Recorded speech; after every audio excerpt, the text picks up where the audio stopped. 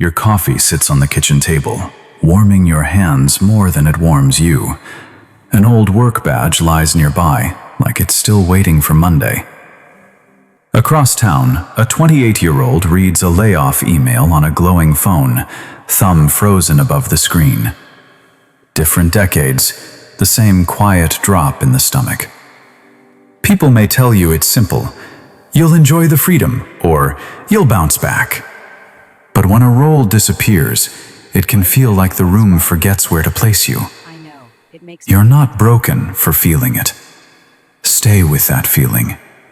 In a moment, you'll see why this hurts in ways you didn't expect. Here's what hits later. People talk about you like you're simply retired, as if you were born into a quiet routine. But do you remember the years when you drove before dawn? You can still smell the coffee. When you stood up for what mattered. When you helped build the world your grandkids now live inside. You raised kids, paid bills, stayed late, and believed the future would be better because you pushed it there. You thought slowing down would feel like relief, but sometimes it feels like being erased. And if you're 25 and sure you'll never be here, they once felt that too. But here's what most people never notice. For you, work became a name, and then you notice something else. It isn't the paycheck you miss first. It's the proof that you mattered today. At the kitchen table, your coffee cools for the day while you scroll past old emails. Thanks, we needed you. And you realize how often your name was attached to solving something. A younger person might say they want a life that feels meaningful. You were taught to be the one who carries the load and keeps the lights on. You thought retirement would mean freedom, but sometimes it feels like losing your place in line. The hard part isn't resting. It's wondering who you are when nobody needs your hands. And that's where the family chat changes. Now the day takes a turn. You open your phone, and the family group chat is photos, jokes, plans. Yet nobody asks what you think.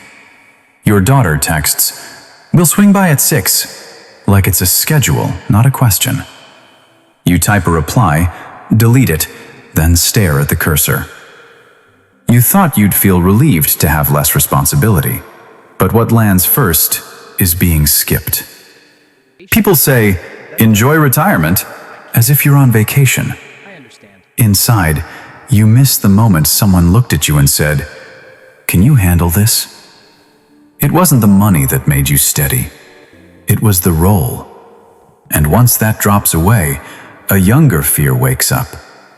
Then you notice it isn't just you. What looks small on a screen becomes huge afterward. A 28-year-old sits on a thrift store couch, laptop open, rereading the layoff email like it might change. Across town, you're 68, staring at a calendar that suddenly has too much white space. Different ages, same quiet drop in the stomach. You thought this story belonged to retirement, but it's really about what happens when a role disappears overnight. When the job title vanishes, when the routine breaks, when even your online feed goes dark for a day, you start asking, who am I without that to others? The scary part isn't losing work, it's losing where you mattered. And that pulls us into what comes next. There's another layer that's harder to admit. You're not falling apart. You're being asked to live without a scoreboard. For decades, you were the one who showed up early, fixed the problem, covered the shift, paid the bills, kept the lights on. People call that stubborn. You thought it was just how you keep a family steady. But when the work stops, you notice how much of your warmth was tied to being needed. So you practice something new in quiet ways. Leaving a tool on the pegboard, taking a walk at 3 p.m., drinking coffee without rushing. You thought slowing down meant losing yourself, but it can be the first honest breath. And soon, that gets tested. Now the night takes a turn. You check your phone and the family thread is busy. Photos, jokes, plans. But nobody asks what you think. Your thumb hovers. The TV murmurs. You stare at the screen, a little useless, like a retired tool in a drawer. They assume you're relaxing.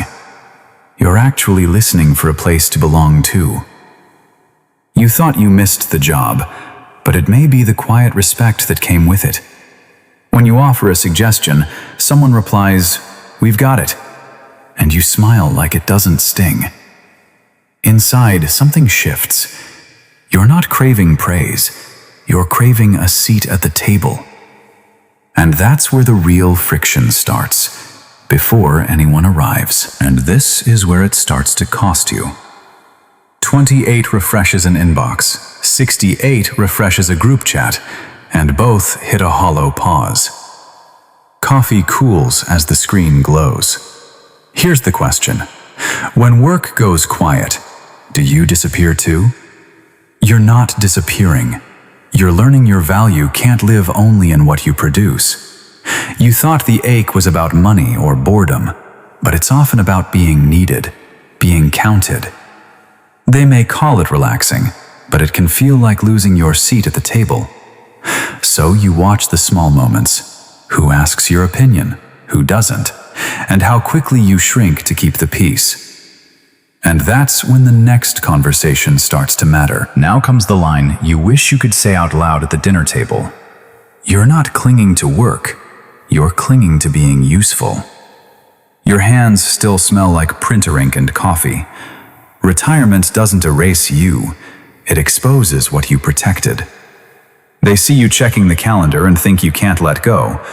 What's really happening is you're looking for a place to matter when the old title is gone. You thought the quiet meant peace, but it can feel like being set aside. And then, a 28-year-old hears it and recognizes the same fear under a different paycheck. Hold that thought. Most people never hear it from you, and the next moment shows why. When the job badge is gone, you start listening for proof you still belong. A 68-year-old at the kitchen table and a 28-year-old on a couch can feel the same hollow morning. The silence can feel like a verdict when nobody asks your opinion.